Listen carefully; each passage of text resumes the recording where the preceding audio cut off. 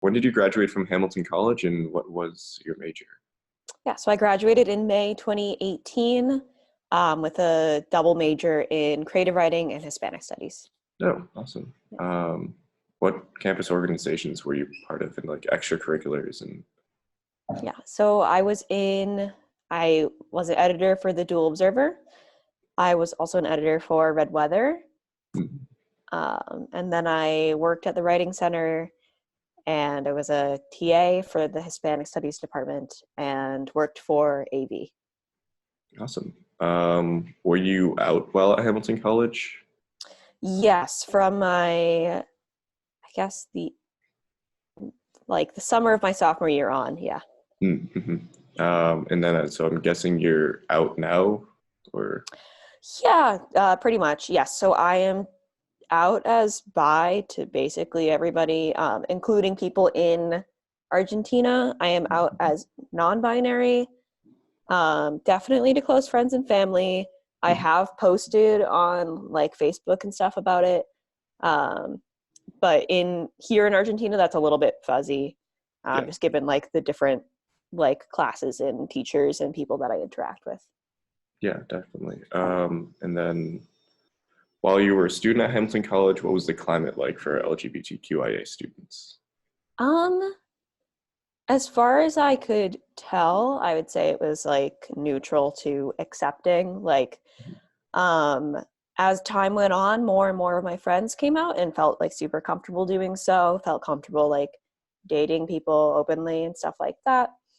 Um, Often like parties and things are like very accepting of people expressing themselves however they wanted. Um, I was never in I think it's the queer student union now. I was never in that, so I don't really know what that was like. And I'm not really sure. Like to me, I felt like fine about that group. I did not know anybody that was like really anti. Yeah. I didn't know anybody homophobic in my like circles, so Mhm. it was pretty much fine, I would say. Did did the QSU get larger or smaller throughout your time? Did you notice that all, or was it Um, Rainbow then? Because it changed from Rainbow to QSU within the last year, I believe. yeah, so it changed in the last year. I think it seemed like for a couple years there like my freshman year it was Rainbow, and it was, I'm not sure how big it was, but I like knew of it like from like the career, not the career fair, like the activities fair on. I knew that it was a thing. Mhm. Um, and I feel like it kind of went into like a lull for a little while before it got like rebranded as the QSU, and then like it became more active on Instagram and stuff because I had followed it through a few different years, and like as now that it is the QSU, it's definitely been more active on Instagram. So I don't know as far as members, but it seems like it It's is more. working harder at having like at least an online presence. Mm-hmm. Uh, and then, what would you say? Sorry, did you face any personal hardships connected to your LGBTQIA identity while a student at Hamilton College? I would say I didn't face any like discrimination or hardships from other people. I did personally struggle with like finding my own identity. Um, like the high school that I had gone to and the town that I was from was like not very welcoming and open. So going to college meant I could think about those kinds of things, but I had to like personally get over like some stuff that I had brought with me, but I didn't face any particular hardship from other people. How big was your high school? Like, did you go to Stoneham, like public high school, or? So I was born in Stoneham, and then I lived in Wilmington, Oh, which is a town in Massachusetts. yeah, I'm from Andover. That's really funny. Oh, cool. Yeah, like you're right there. Yeah. Um, so I went to Wilmington Public High School, which has 1,000 kids total, I think. Yep. I think I graduated with a class of like 200, maybe.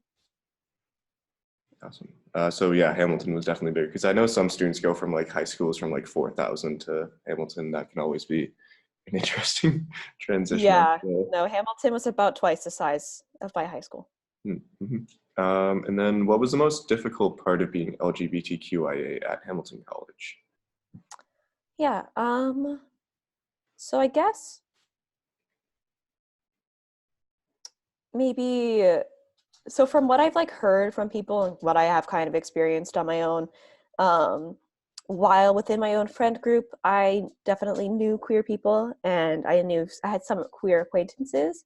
I definitely like there wasn't necessarily a sense of like a cohesive like community at in the campus at large where like if you were looking to make friends that were specifically like queer or something, like you wouldn't necessarily feel like you could find them. And I know people like looking for like romantic relationships, it's like similar to how it is in some other places where it's like, oh well, I don't even know where I would find a queer person, let alone like somebody that I'm interested in. um Granted, like I was not in the QSU, so that probably would have been an opportunity to find that kind of thing. But I would say in the campus outside of those organizations, there wasn't like necessarily like this sense of like, oh, well, like I can just talk about this anywhere with anyone. It was more like I have my friends who like luckily happen to also be queer people.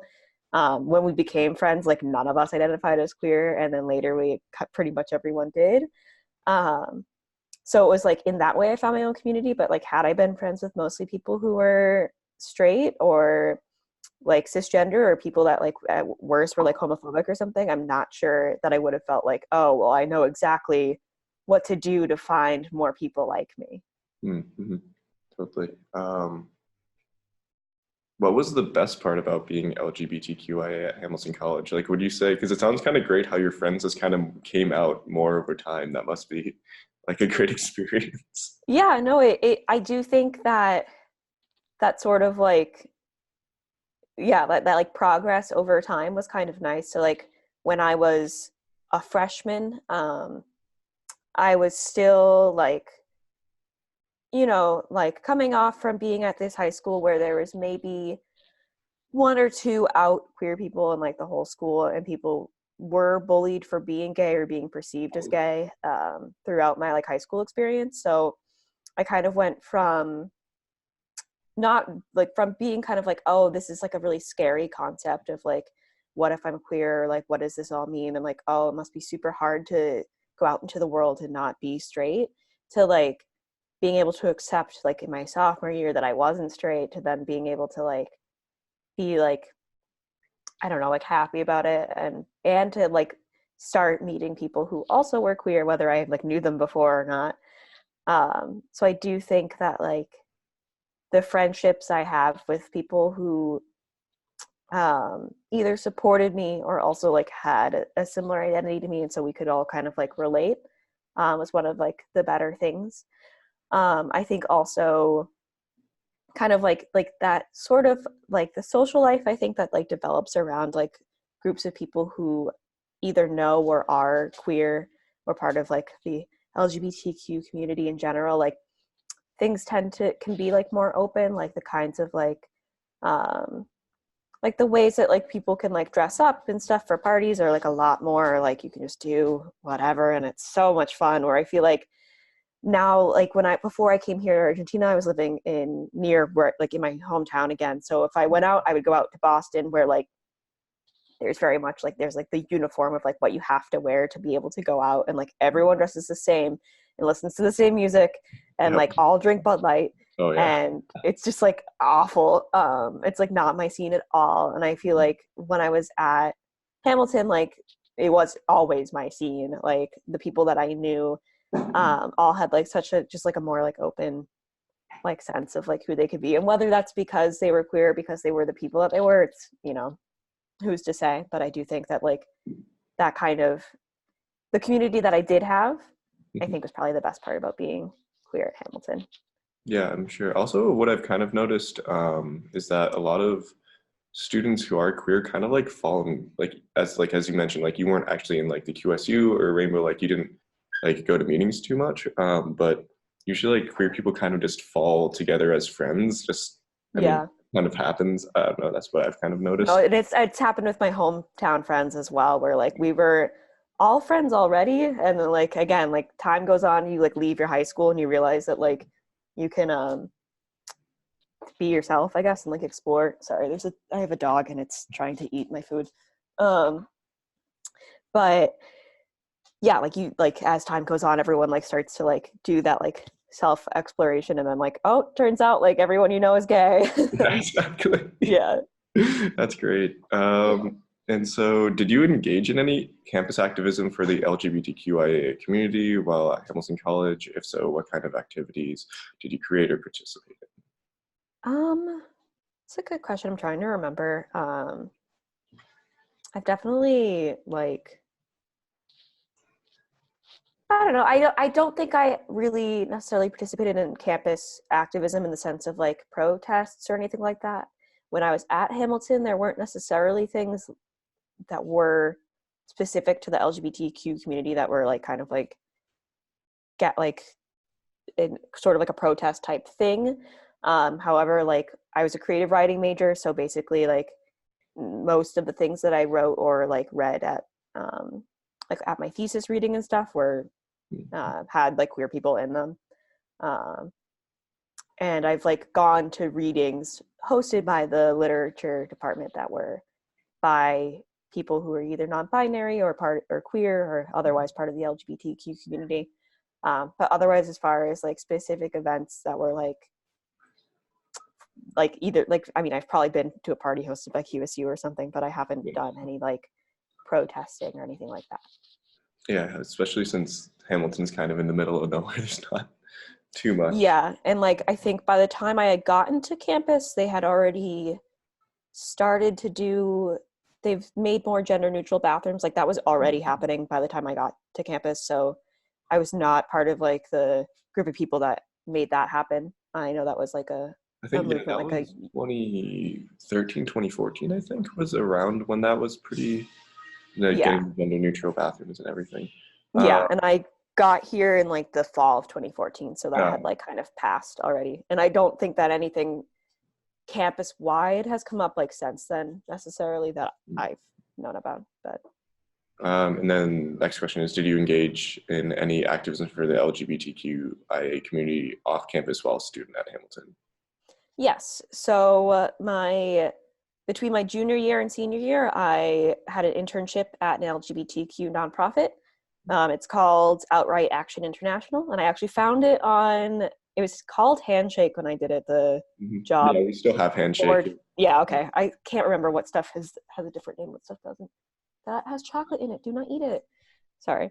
Um, so yeah, so I worked for this nonprofit, and it works with the UN to like um, promote LGBTIQ human rights globally, mostly in the global south. So when I was there, I was a communications intern. I did some like blogging for them. We went to a Trans Day of Remembrance march, and had some fundraisers and things like that for the organization.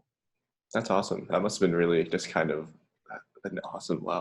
That's so cool. Yeah, it was a really cool experience. If I know I mean, if you're ever in the market for an internship, they usually have them during the summer and like the rest of the year, but they're in New York, so for you, the summer.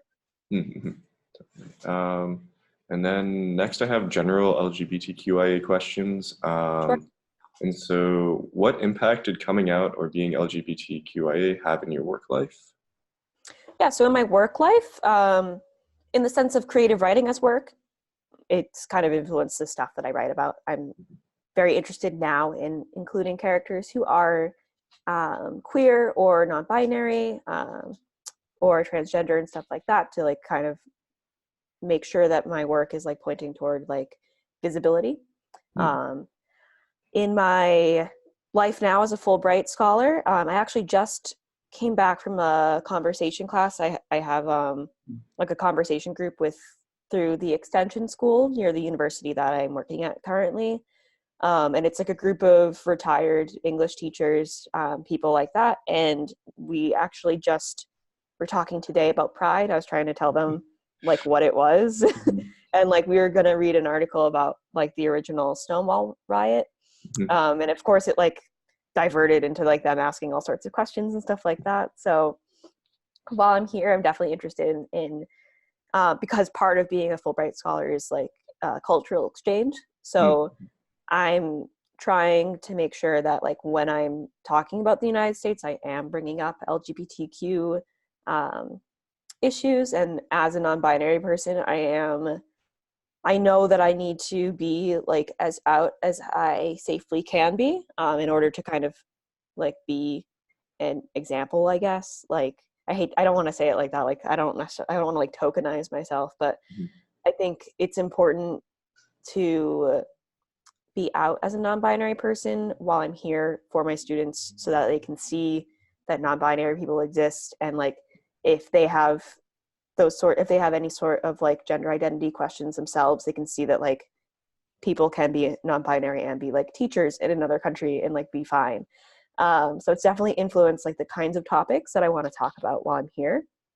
And then we talked about those things. Oh, and then like the whole reason why I applied to Outright in the first place was because I'm like I am queer, and I think I applied at the end of 2016, so it's like right after Trump was elected, and I was like, yeah, like screw all of my other like job opportunities that would be like more in line maybe with like writing or something. Like I don't want to, like I should be using my time during an internship to like help people, especially like during like the administration that like just started. So like absolutely like I was like, oh, I gotta go do something for like people who have this identity, especially because I know as like someone who has that identity but also as like a privileged person, like I'm white, and like my income isn't that much, but my mom's income is like middle class. So I was like, okay, I should be using my time and my skills to help this community that I'm a part of. So. Totally. What was the campus reaction at the time to the Trump election? And like, did that, like, was there any split? Like, was there, yeah, I'm just curious what the reaction was. Yeah, that's a great question, because so the day after the election, I did not have class that day. I didn't have it scheduled, but I know a lot of people did not go to class. It was rainy. There's like nobody on campus, and like everybody that you saw looked like miserable. It looked like somebody had died. Um, and like if as if everybody's like best friend had died on campus, and everybody was like just kind of like a wreck. In like the immediate like week after. I had a philosophy class within the first week, and we like paused like part of our scheduled talk and like talked about the election during that class. And I would say like at least, so I lived on the dark side, and like the vast majority of people over there were like pretty upset. Um, I don't know about I don't know about like people who lived on the light side, like what that was like, but on the dark side, there's definitely this feeling of like gloom. And I had an art class, I was taking video, and like we canceled our like previous assignment and like switched to a new assignment that was like documenting the campus reaction. So we like went and interviewed people. And then I know, so that's about maybe the time when people started talking about like conservatives on campus feeling like they couldn't share their opinions. Was like after the election, because you would go to class and like most people would be like, this is terrible, blah blah blah, and like maybe like I remember like one class, one person was like kind of like it's maybe fine, and everyone was like no it's not. But and like I could see how like sheepish he looked when he was like trying to be like, no, but like it's not like the worst thing, and like me, I couldn't tell if he had like actually voted for Trump or not. But as far as like a divide, I don't know like within like the first couple of weeks, but I know that like since the election is when the campus started things like Common Ground and stuff like that, where they started to focus on like, oh, we need to make sure we represent both sides, where there like was not that kind of push before then, which Huh, I think is interesting. It was kind of like once all of the more left-leaning people on campus got kind of upset, and we had a protest after. There was like we like marched to the green in the village green, I guess, oh, in Clinton, downtown, yeah. and had like I guess like a rally where people were like talking about like, you know, how devastating the election felt to them. And so like basically like once people started being like vocal about like not liking the administration, there is like kind of like the reaction of like, oh, but now conservatives can't say what they think without people disagreeing. So now they're afraid to talk during class, so we need to make sure that we're like representing them. That's interesting. Wow. Yeah, that's how I remember it. I might be like mixing up the timeline a little bit, but like to my knowledge, like Hamilton was not doing Common Ground until after the election. And That it makes was sense, like, in it. Yeah, in a very bizarre way. yeah. Yeah, and then just a second question.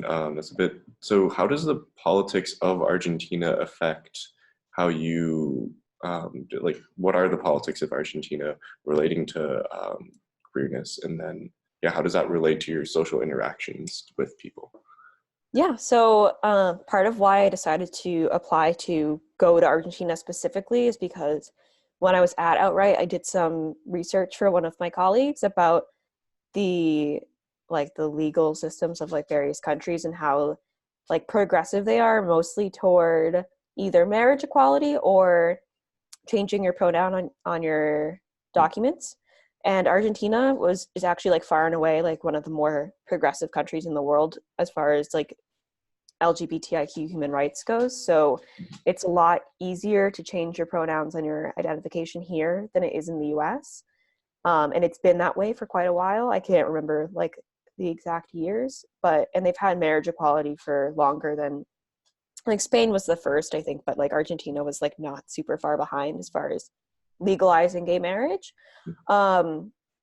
And so I thought that was really interesting because it's largely Argentina is seen as like, oh, it's a very Catholic country, like, and it's in like Latin America and where they speak a language that is really like it's binary, like engendered, and like there's machismo and stuff. So it's like, oh wow, like what a contradiction. But like since I've been here, um, for the most part, like I actually again I was talking to my conversation group about this today, where people in Argentina are generally a little bit more open than people in the United States. So for instance, I speak with an American accent and people often ask me where I'm from and they don't mean it in like a hostile way. They're usually just like, oh, like I noticed you have an accent, where are you from? And we talk about the fact that I'm from the United States.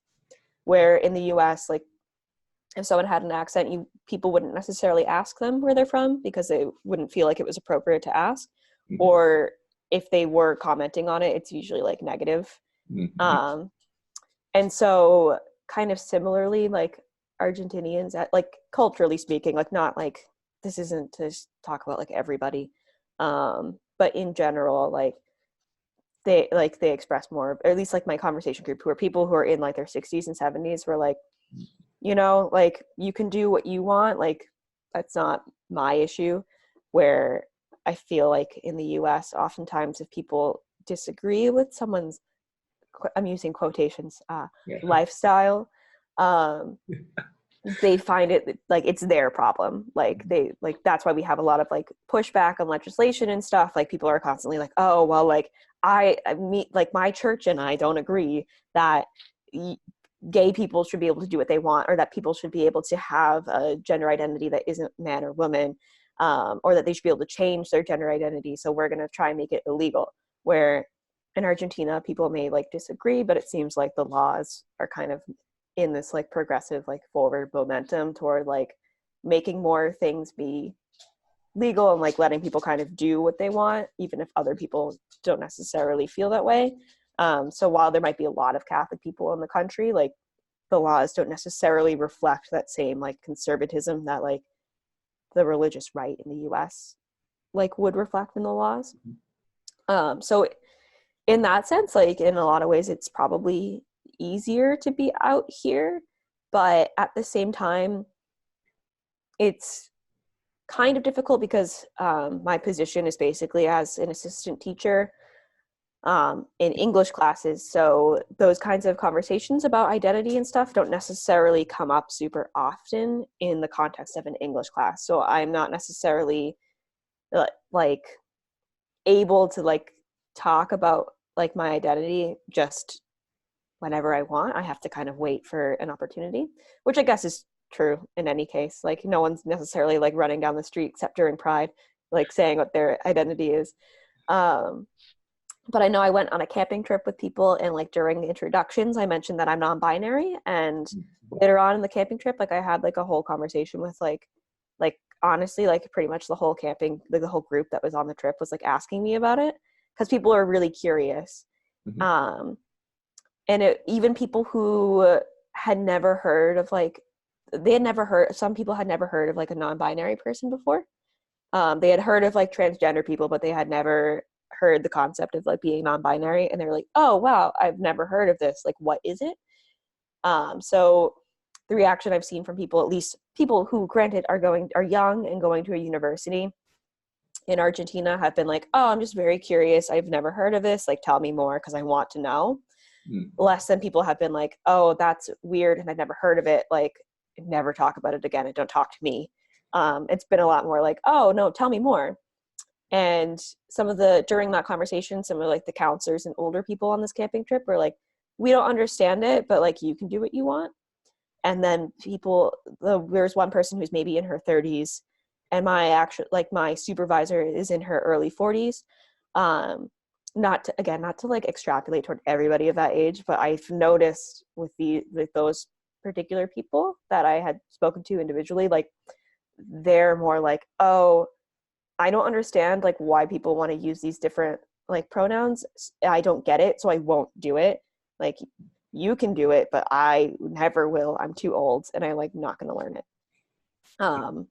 Which is interesting. And I've definitely heard that from people in the US, but at least as far as the college students that I'm with, they're very just like curious to learn more about stuff that they haven't heard of before, which has been really nice because I was kind of nervous going into this. Like, I don't know if I should talk about this kind of thing in the classroom. I have to be here for 8 months. So if it doesn't go well, then like I have to still show up every day and like talk to these people. So people have been generally pretty receptive. And it might be where I am in Argentina. It might be Argentina in general. I'm not sure, but it's been relatively positive, I'd say. That's awesome. Yeah, especially when you're just mentioning how you're kind of like the visibility for people. Like that's a exact example of that. Yeah. Yeah. Anyway, and so back to the script. Sorry. Yeah, no, What you're fine. did coming out slash being LGBTQIA have in your family life? Yeah, so that's the fun part. So when I came out as bi, there was like not really a huge issue. So that again was like the summer after my sophomore year, I came out as bi. Um, my older brother is gay, and he was out at that time. So my family had already kind of like had one child come out to them. So at the very least, I knew like they were accepting enough of him, so I was pretty sure they would be accepting of me as well. My mom was totally fine with it. My brothers are totally fine with it. My dad is a Trump voter and an unapologetic Trump voter. He now lives in North Carolina. We grew up in Massachusetts. It's, you know, he says it's for the weather, but he did move south, which may have been for political reasons. So his reaction when I came out, so I wrote a blog post about it. I had a WordPress blog, and I wrote in there to come out. And his reaction was not like anything negative toward me, but he was like, you should be careful publishing that kind of stuff on the internet because people might have a negative reaction.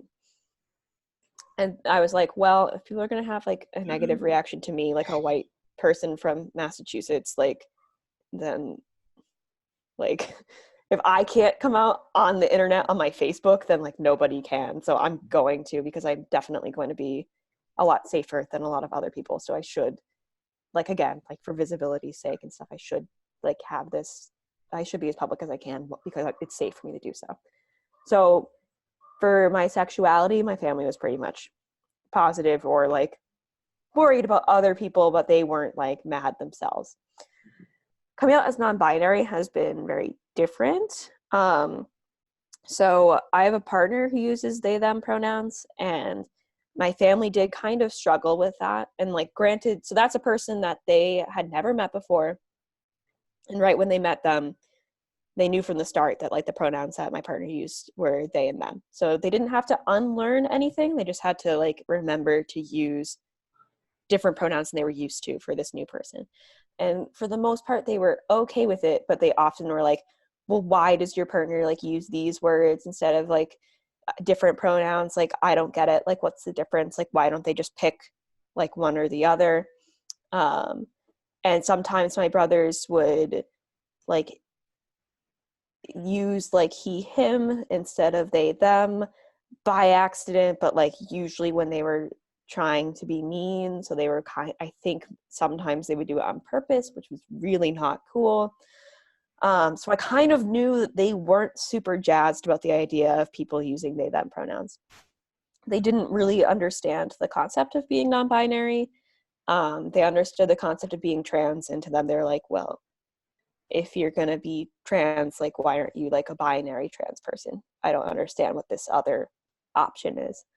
And so it took me a very, very long time to tell anybody in my family that I wanted to use they, them pronouns, especially partially because they were not cool with it for my partner, and also because like I'm someone that they have known as like someone who uses she, her pronouns, and I haven't changed my appearance like very radically from what I looked like as like a child, I guess, or a teen. So that kind of thing is harder. It's like a change that they have to adjust to. It's different than like introducing someone and being like, well, this is what pronouns they use, just use them. It's like, no, like stop using what you were using and start doing this. And so actually my mom and my brother visited me here. And I knew that I wanted to start like making more of an effort to be out as non-binary here in Argentina. And I was like, I should tell them, my family, if I'm gonna start trying to like be super out in this country and like probably more on social media and stuff, I should like tell them in person. And so so the only people in my family who I've directly told that I'm like non-binary and I want to use they, them pronouns was my mom and my brother, like during this trip. And like the first time my mom was like, I want to use they, them. I want to use they, them pronouns. And she was like, no, you don't. Like that was her first like gut response to that. And I was like, I think I know what I want to do, but okay. So she obviously she was just very confused because like to her, like I'm very much a girl and she doesn't like see why I would want to use like a different pronoun or why I would identify a different way. And my brother was just kind of like, well, why do you feel like you're so special that you need a different pronoun? Why can't you just like expand your definition of like what a woman is, which is like definitely like something worth thinking about. But like basically like at first they're both like, what is this? This doesn't make sense. They were here for like 10 days. So I told them toward the beginning, by the end of it, their like visit, both of them were like, well, we'll use them for you, but like you don't get it. And I was like, okay, that's sure. Granted, like I haven't heard either of them use they, them pronouns for me. They like still are using like she, her when they're talking about me. But it's the kind of thing that probably takes time. But yeah, like so their first reaction was like, what are you talking about? Oh my gosh. Yeah. So, and I haven't talked to my older brother in person, but we don't really talk, like we don't really like text anyway. Like we're not like chatting all the time. I'm assuming he knows because my brother knows, and I don't want to like directly have that conversation with my like Trump supporting dad, just because he's been pretty good with my partner's pronouns actually. So I suspect he's probably one of those people that thinks they're like socially liberal, fiscally conservative, even though I don't really think that's possible anymore. But he probably would be fine with it. He has maybe heard from my mom about this, but like still talks to me and stuff. So I think we're okay, but I don't really want to like bring it up just to see what happens. Like I'd rather just assume that we both know and like leave it at that, because I don't really, if my mom identifies as like an independent voter and my brother is like another Democrat, so like if they were both kind of like not super chill, I don't necessarily want to like invite an argument with my dad. So the family reaction, to sum up, the family reaction has been kind of mixed on my gender identity, but it's been generally positive as far as like my sexual orientation goes. Mhm. Has it, like, what impact did coming out or being LGBTQIA have on your social life? You already talked a little bit about that at Hamilton, but maybe outside, like maybe at home or something, like home friends or something like that, or. Yeah, so again, I think it mostly like opens up kind of like the range of activities that I'm like comfortable doing. Um, like I've gone to like gay bars and stuff, and like I think I have a different appreciation for like kind of like queer establishments than I would have if I was not like like a member of the LGBTQ community. For example, there's a bar in New York called Butter and Scotch.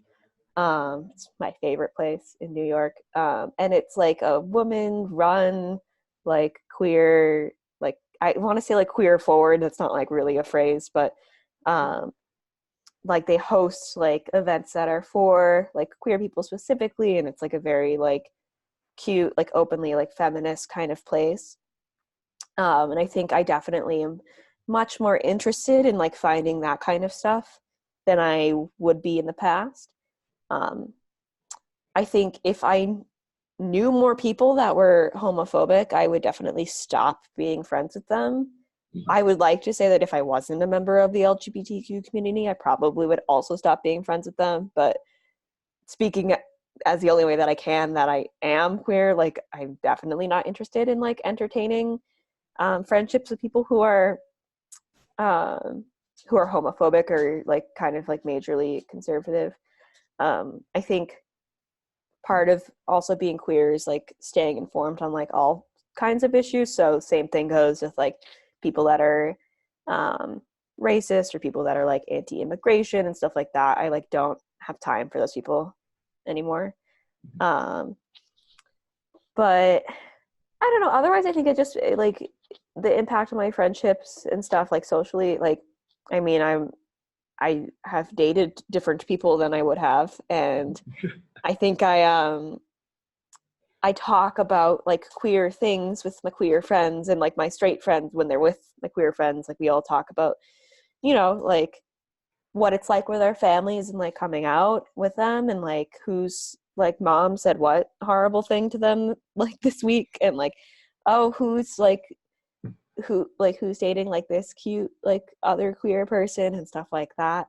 um I find myself a lot of times with like straight and cis friends like answering questions because I personally am like okay with answering questions and like explaining where I'm coming from and like what my identities mean to me. So if I have a friend that is curious and like kind of like these people like my students that I've met in Argentina who are like, well, I haven't heard of this thing before but I want to know more.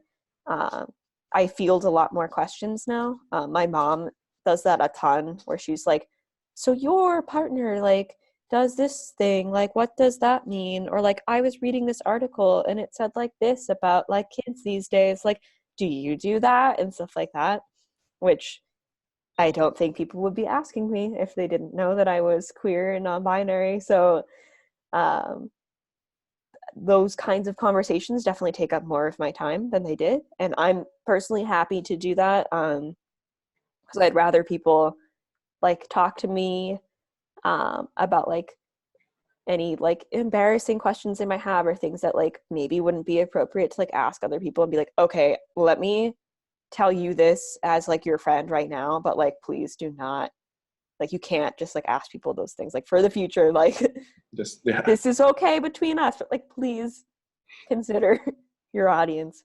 um but yeah, so I think like the kind of like subjects of my conversations have definitely changed socially. Yeah. That's awesome that you're kind of taking that role in other people's lives too. Yeah, And I mean then, like generally I don't get questioned about other aspects of my identity, so like I feel like if I can do this and like relieve pressure elsewhere, I will. mhm. And then What impact did coming out or being LGBTQIA have on your spiritual life? Um, that's a good question. So I was raised Catholic, but I was part of like a church that was very progressive. I had a friend that had celiac, and a lot of Catholic churches will still make you eat the Eucharist, like the bread, even if you have like a gluten intolerance, because they're like, no, it's Jesus now. It does not have gluten anymore. Some Catholic churches will do that. Mine did not. Mine was like, no, we know you can't eat this. So um, they would give her wine at communion instead, and like specifically like a different cup that had wine that didn't have Eucharist in it, because part of like communion is like they would take part of the bread and put it in the wine. Um, and so they don't do that for her wine glass. And there was a member of the church who was transgender, who was actually the first transgender person like I had ever come across in real life. Um, and when he transitioned, like he never left the church. And he was actually like in charge of like the, not in charge, but like was part of like the choir and like part of some of like the children's like activity things, like the children's choir, and like there's usually like a kids version of the mass that goes on certain days. So like he was like a super active member of the church, like before and after transitioning. um, so my interaction with the Catholic Church was definitely not the kind of thing of like, ooh, shame, like you're gonna go to hell or anything like that. um, so I mean, I stayed in the church until I was confirmed in 10th grade, and then I was like, I'm done, just because I'm not interested. And I know, like, and I don't particularly like the Catholic Church at large. Like, Mhm. it's generally like homophobic and has too many pedophiles in it. So like, I'm not about it. But like at the time when I stopped being like Catholic in my town, it was more from like apathy than like anything like that. So I wouldn't say that like my identity like directly influenced that decision. I also didn't know that I was queer at the time that I stopped going to church. um I would say since coming out and since like coming into my identity, I guess I'm not like looking, and I haven't found any particular religion. I would say that um especially since kind of like realizing I'm non-binary, I have found um yoga to be helpful. Um, Not necessarily in like the spiritual part of yoga, like the like I do not like to like sit and meditate. I do not have like the patience for it, but that the amount of like time and like care and like attention you spend on like your physical body during yoga has been very helpful as far as like getting over um like psychological stuff with like having a human body and being non-binary and being like, oh well, this part and that part are awful and this part and this part are fine. Like um doing yoga is kind of helpful for me to be like, okay, like all of this is like working to like help me do yoga right now, and I can like feel more okay with it. um so I guess that counts as like spirituality, because yoga is kind of, it's exercise, but it's also, it has like so much of that like meditation and like thought process and being present kind of woven into it, that I would, I guess, count it toward that category. Yeah, definitely. And so now these are kind of like more at-large questions. So, what are some of the biggest challenges facing the LGBTQIA community today? Yeah, so I said this when I was applying for my internship like 2 or 3 years ago, and I think it's still true. The like frequency of murders of trans women of color is probably like the biggest issue, because I think it, at least in the United States, and I know that it happens a lot in like places like Brazil still. They have like a very similar problem with transgender people getting murdered.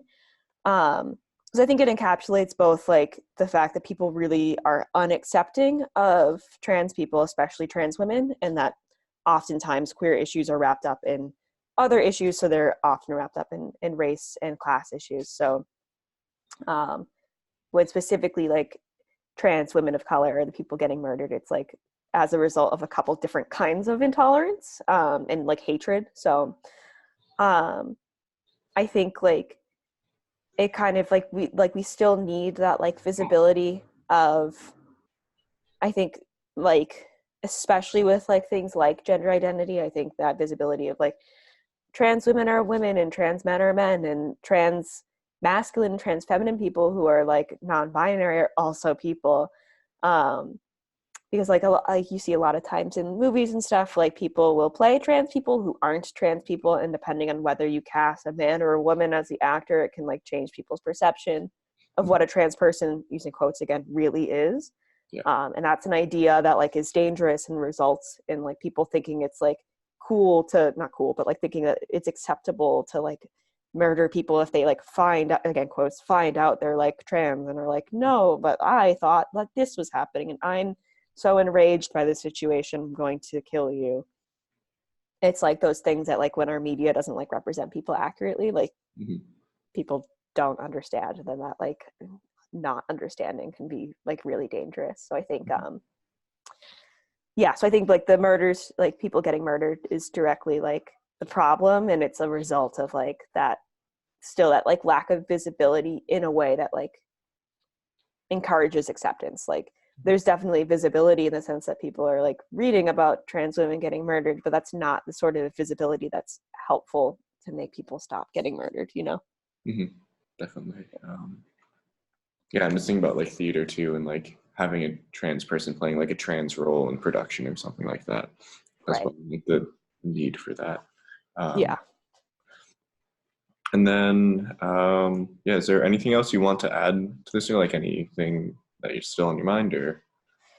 Um, that's a great question, because like I feel like I did a lot of rambling, so like I wonder if I even like said anything that was of value.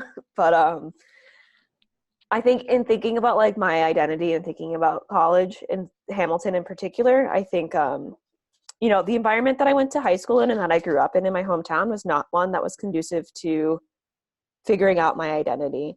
I definitely didn't feel like it was a safe thing to think about. I had like thought about whether or not I was bisexual or queer when I was younger, and was always like terrified to like pursue that thought process further because of what I saw in my town and how people were treated and bullied. So then going to Hamilton, like for all of its like flaws in parts of its social life and like general lack of diversity in a lot of departments, like Hamilton was a much more open and accepting place than where I was from. So it was the place where I found a lot of my identities and where I felt safe doing so. And I think that's very important that I had like space and I had friends that were all like the kind of people that I could say, I think this is like what's happening, or I think this is how I identify, but I'm not sure. And like, you know, like they were there to listen and like support me. And I would say that like definitely like things that have happened to me at Hamilton were things that kind of sparked the thought processes of like, okay, like let me actually sit down and like figure out like how I identify, like who am I attracted to, like how, like what is my gender identity, have usually been things that were like the result of things that happened to me while I was at college.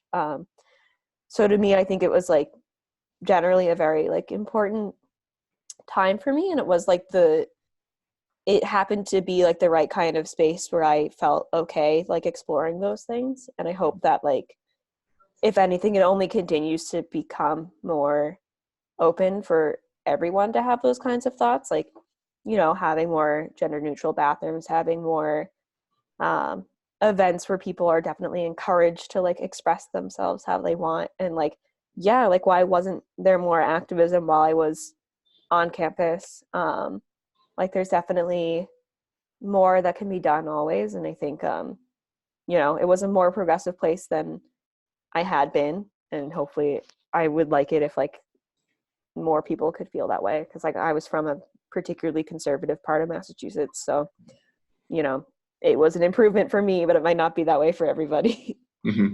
Yeah, I noticed that a lot of people kind of talk about how while Hamilton doesn't have like a large community, what it did allow is like a certain amount of freedom for exploration. Like that's what I Yeah. found well, like is you can kind of explore who you are, and it's a fairly accepting space, even if there aren't many other people like you compared to like other colleges or universities where there might be a larger population, but there's just a lot more freeing in a sense. I don't know. Yeah, no, it definitely feels like, and I don't know if that's like the general college like lack of authority because you're not with your parents anymore, but I do think part of it too is because it's, you know, it's not a big university with a huge like frat and sorority presence that like really implements like the similar stuff that like Boston bars have, where like you have to dress a certain way and do certain stuff to be accepted and to like have a social life. I don't think there are those same kind of rules, at least in like the whole campus here.